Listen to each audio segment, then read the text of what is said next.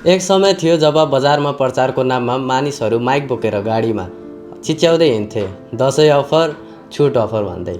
त्यसैगरी कहिलेकाहीँ रेडियोमा आवाजहरू गुन्जिरहन्थ्यो, न्युजपेपरमा जबरजस्ती पेम्पलेटहरू घुसाएर प्रचार गरिन्थ्यो र त्यसैगरी कहिलेकाहीँ पोस्टरहरू टिलिक्क पर्खालमा टाँसेर हामीले छुटको भरोसा गर्थ्यौँ। त्यो थियो ट्रेडिसनल मार्केटिङ, जहाँ एकदमै ठुलो खर्चहरू पनि हुन्थ्यो, धेरै समय पनि लाग्थ्यो र त्यो लिमिटेड एक्सेस पनि रहन्थ्यो। व्यवसायलाई ठुलो बनाऊँ भनेर सबैले त्यस्तो मेथडलाई अफोर्ड गर्न सक्दैनथे। तर समय बदलिएसँगै अहिले मानिसहरूको माइन्डसेट पनि बदलिसकेको छ। अब सोच्नुहोस्, तपाईँ विदेश जाँदै हुनुहुन्छ, तपाईँले गुगलमा गएर best country for student visa वा स्टडी इन अस्ट्रेलिया भनेर सर्च गर्नुभयो। ल त्यो एकछिनको कुरा हो, तपाईँको मनमा सपनाको रेखा त आयो, तर अचम्म चाहिँ तब लाग्छ जब त्यही विज्ञापन तपाईँको फेसबुक, इन्स्टाग्राम, युट्युब जताततै कन्सल्टेन्सिजहरूको एडहरू देखिन थाल्छ। Study in UK with 6.5 IELTS, study in Canada for free, study in abroad, no processing fee जस्ता एडहरू तपाईँले नखोजिकन पनि तपाईँको स्क्रिनमै देखिन थाल्छन्। यो कुनै चमत्कार होइन, यही नै हो तपाईँको डिजिटल मार्केटिङ। नमस्कार सबैजनालाई, म सुजल। आज तपाईँहरूसँग यस विशेष भिडियोमा म डिजिटल मार्केटिङ र यसका केही प्रकारहरू आजको यस भिडियोमा चर्चा गर्न जाँदैछु। डिजिटल मार्केटिङ भन्नाले इन्टरनेट मार्फत कुनै पनि तपाईँको प्रोडक्ट वा तपाईँको ब्रान्ड वा केही पनि सामानहरू बेच्न छ भने त्यो मार्केटिङलाई नै डिजिटल मार्केटिङ भनिन्छ। यो यस्तो मिडियम हो जसले तपाईँलाई त्यही कुरा देखाउँछ जुन तपाईँको दिमागमा घुमिरहेको हुन्छ, त्यो पनि सस्तोमा, छिटोमा र अत्यन्तै लक्षित ढङ्गमा। अहिलेको जमानामा व्यापार गर्ने हो भने एउटा सटर खोलेर एउटा अफिसमा बसेर व्यापार गर्न साध्य छैन। यसको लागि तपाईँले ग्राहक खोज्नुपर्छ र त्यो ग्राहकहरू कतै होइन, इन्टरनेटमै भेटाउनुहुन्छ। यो त थियो डिजिटल मार्केटिङ। अब यसैका साथ यसको केही टाइप्सहरू पनि बुझौँ। डिजिटल मार्केटिङ भन्न साथ सबैजनाको मनमा के आउँछ भने मात्र फेसबुक र युट्युब। तर यसको संसार एकदमै ठुलो छ र रोमाञ्चक पनि। सबैभन्दा पहिला सोसल मिडियाबाट सुरु गरौँ। तपाईँको कपडाको पसल छ भने तपाईँले एउटा ट्रेन्डिङ रिल्स बनाउनु भयो रे, जसमा न्यू समर लुक 2025 लेखिएको छ, क्याप्सनमा स्टाइलिस शब्दहरू छन् अनि ह्यासट्यागमा #फ्यासन नेपाल, #समर स्टाइल छ। त्यो भिडियो भाइरल हुन सक्छ, हजारौँ मानिसहरूले सेयर गर्न सक्छन् अनि इभेन्चुअली तपाईँको ब्रान्ड चिनिन्छ। यो नै हो सोसल मिडिया मार्केटिङ। यसमा तपाईँ ग्राहकसँगै सिधै कन्ट्याक्ट गर्न सक्नुहुन्छ, प्रतिक्रिया तुरुन्त पाउनुहुन्छ अनि खर्च भने पनि कम्पेरिटिभली एकदमै लो रहन जान्छ। यो यस्तो टुल हो जहाँ तपाईँको नयाँ स्टार्टअपहरू, एउटा लोकल बिजनेस छ भने या तपाईँको ब्रान्डेड बिजनेस छ भने पनि यहाँबाट चाहिँ सुरुवात गर्न सकिन्छ। अब बढौँ एसइओतिर। तपाईँ कतिपयहरूले सुन्नु नै भएको होला एसइओ भनेर। खास गरी एसइओ भनेको सर्च इन्जिन अप्टिमाइजेसन हो, जसमा तपाईँले गुगलमा वा क्रोममा जता पनि वेबसाइटहरू सर्च गर्नुहुन्छ भने जुन टपमा वेबसाइट देखिन्छ त्यसैलाई नै एसइओ भनिन्छ। अब एसइओ गर्न छ भने तपाईँलाई डिजिटल मार्केटिङको केही कुराहरू सिक्न पर्यो। तपाईँले एसइओ गर्दै हुनुहुन्छ भने आफ्नो वेबसाइटको लागि केही स्पेसिफिक किवर्ड्सहरू त्यसमा लागि चुज गर्न पर्ने हुन्छ, जसले गर्दा केही सर्च गर्दा पनि तपाईँको वेबसाइट टपमा आओस् भनेर। ल मानौ तपाईँले लेख्नुभयो top 5 peaceful homestays in Lumbini region अनि पिसफुल होमस्टे नियर लुम्बिनी भनेर सर्च गर्छ। तपाईँको साइट पहिलो नम्बरमा आउँछ। उसले क्लिक गर्छ, पढ्छ, बुकिङ गर्छ। तपाईँले कुनै एड त चलाउनु भएन, तर पनि ग्राहक तपाईँसँगै आइपुग्यो। यही नै हो अर्ग्यानिक मार्केटिङ। एसइओको जादु यति शक्तिशाली छ कि एकपटक तपाईँको लेख गुगलमा छापिएपछि तपाईँले वर्षौँसम्म त्यही कन्टेन्टबाट ग्राहक पाइरहनुहुन्छ।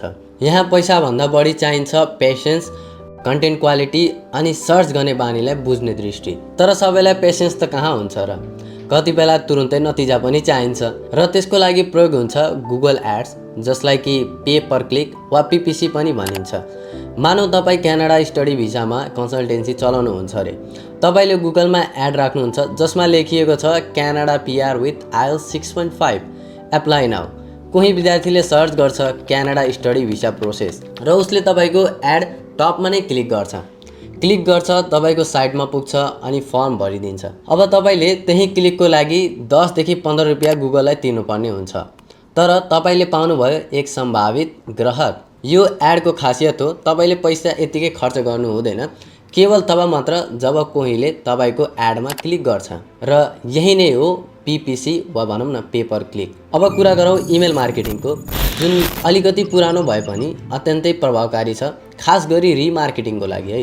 ल फर इक्जाम्पल तपाईँको म्युज खबर नामको एउटा पोर्टल छ अरे र तपाईँसँग 10,000 रिडर्सहरूको इमेल लिस्ट छ। तपाईँले हरेक शुक्रबार दिस विक्स टप न्युज भनेर समरी इमेल पठाउनुहुन्छ, जसमा हेडलाइन, लिङ्क अनि सिटिए हुन्छ। Click here to read full story. यो शैलीले रिडर्सहरूलाई कन्टिन्युअसली जोडेर राखिरहेको हुन्छ। तपाईँले जब कुनै प्रिमियम सब्सक्रिप्सन वा मेम्बरसिपहरू ल्याउनुहुन्छ भने त्यही लोयल कस्टमरहरू नै तपाईँको सब्सक्रिप्सन किन्नेवाला हुन्छन् र यही नै हो इमेल मार्केटिङ, जुन कि एकदमै प्रभावकारी पनि छ र सस्तो पनि। यो आफ्नो स्ट्राटेजी र आफ्नो दिमागले गर्न सक्यो भने यसलाई पनि राम्ररी नै चलाउन सकिन्छ। यही बिचमा एउटा पावरफुल स्ट्राटेजी हो कन्टेन्ट मार्केटिङ। तपाईँले एउटा युट्युब भिडियो बनाउनु भयो, कसरी मैले मोबाइलबाटै 50,000 कमाएँ भनेर। तपाईँले आफ्नो सङ्घर्ष, प्लान र यस्तो सस्तो तरिका कसरी डिजिटल सेवा सुरु गर्न सकिन्छ भनेर सेयर गर्नुभयो। दर्शकले तपाईँको कन्टेन्टलाई विश्वास गर्न थाले। अब त्यसपछि तपाईँले भन्नुभयो, यदि तपाईँलाई सिक्न मन लाग्यो भने मेरो फुल कोर्स यहाँ छ र यहाँबाट तपाईँले यति रुपियाँमा मेरो कोर्स किन्न सक्नुहुन्छ भनेर। कन्टेन्ट मार्केटिङले कस्टमरहरूलाई जबरजस्त इमोसनल कनेक्सन बनाइदिन्छ, जुन कि बुस्ट पोस्टले कहिले पनि दिन सक्दैन। तपाईँले सिधा आफ्नो एक्सपिरियन्सहरू सेयर गर्न पाउनुहुन्छ र त्यसको आधारमै तपाईँको सर्भिसहरू, प्रोडक्टहरू वा केही कोर्सहरू बेच्न सक्नुहुन्छ। यसरी नै हो कन्टेन्ट मार्केटिङ। र एट दि एन्ड तपाईँको एउटा लास्ट मार्केटिङ रहेको छ एफिलिएट मार्केटिङ। ल इक्जाम्पलको लागि एउटा युट्युबरलाई मानौँ न। अब एउटा युट्युबरले भिडियो बनायो top 5 gadgets for YouTube startup भनेर। अब त्यसले चाहिँ भिडियो बनायो। अब तपाईँलाई त्यो स्टार्टअप किन्न मन लाग्यो अरे। अब त्यो प्रोडक्टहरू कहाँबाट किनौँ भन्दाखेरि त्यो युट्युबरले आफ्नो डिस्क्रिप्सनमा लिङ्क नै राखिदिएको हुन्छ, होइन त। अनि त्यो हामी सबैले सोच्छौँ होला कि यसले तल डिस्क्रिप्सनमा लिङ्क राखिदियो, यसले चाहिँ के नै पाउँछ होला। तर त्यहाँ चाहिँ कम्पनी र त्यो युट्युबर बिच सम्झौता रहेको हुन्छ, जसले गर्दा चाहिँ पर क्लिक लिङ्कमा उसले 10 देखि 15 रुपियाँ या भनौँ न जतिमा उसले डिल गरेको हुन्छ त्यही हिसाबले उसले पेमेन्ट पनि पाइरहेको हुन्छ। यही नै हो तपाईँको एफिलिएट मार्केटिङ। यो जुन कि अहिले एकदमै ट्रेन्डिङ पनि छ। जस्तै कि तपाईँको इन्स्टाहरूमा भयो, टिकटकहरूमा भयो, फेसबुकहरूमा भयो, रिल आउँदाखेरि त्यहाँ चाहिँ link in bio, link in description भनेर भनिरहेका हुन्छन् नि। त्यसरी नै तिनीहरूले एफिलिएट मार्केटिङ गरिरहेका हुन्छन्। यी सबै प्रकारको डिजिटल मार्केटिङहरूको आफ्नै विशेषताहरू हुन्छन्। तपाईँ चाहे जुनसुकै व्यवसाय होस्, सेवा होस् वा पर्सनालिटी होस्, तपाईँले आफ्नै तालमा आफ्नो सन्देशहरू फ्रिडमली सेयर गर्न सक्नुहुन्छ।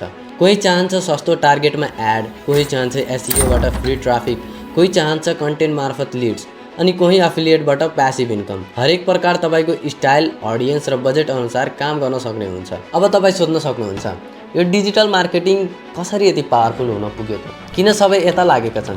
उत्तर एकदमै सिधा छ। कम खर्चमा धेरै मानिससम्म पुग्ने क्षमता, टार्गेटेड अडियन्स मात्र हेर्ने सुविधा, तुरुन्तै प्रोसेस पाउने सजिलो, रिपोर्ट हेरेर तुरुन्त सुधार गर्न सकिने उपाय, अनि मोबाइल, कम्प्युटर, ट्याब्लेट जुनसुकै स्क्रिनबाट पनि तपाईँको ग्राहक तपाईँले देख्न सक्छ। डिजिटल मार्केटिङले ठुलो ब्रान्डहरूलाई मात्र होइन, लोकल बिजनेस, स्टुडेन्ट्स, युट्युबर सबैलाई समान अवसर दिएको छ। तपाईँ स्कुल पढ्दै हुनुहुन्छ, तपाईँको लागि स्किल हो।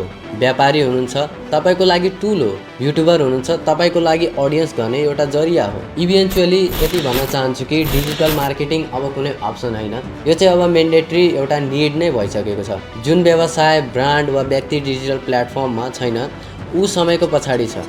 तपाईँले आजै सुरु गर्नुहोस्, फेसबुक पेज बनाउनुहोस्, एउटा रिल बनाउनुहोस्, एउटा लेख लेख्नुहोस् वा आफ्नो वेबसाइट बनाउने सपना देख्नुहोस्। सानो सानो कदमले तपाईँले सफलताको यात्रासम्म लैजान सक्छ। भिडियो उपयोगी लाग्यो भने लाइक गर्नुहोस् र यसका साथसाथै तपाईँ पनि इच्छुक हुनुहुन्छ डिजिटल मार्केटिङहरू गर्नुमा, या तपाईँ आफ्नै बिजनेसमा एकदमै बिजी हुनुहुन्छ, टाइम पाउनुहुन्न भने चाहिँ हामीले चाहिँ त्यो सर्भिसहरू दिइरहेका हुन्छौँ। त्यसको लागि हामीले डिस्क्रिप्सनमा आफ्नो कन्ट्याक्ट नम्बर राखिदिएको छौँ, त्यहाँबाट चाहिँ तपाईँले सम्पर्क गर्न सक्नुहुन्छ र साथसाथै च्यानललाई पनि सब्सक्राइब गरिदिनु होला।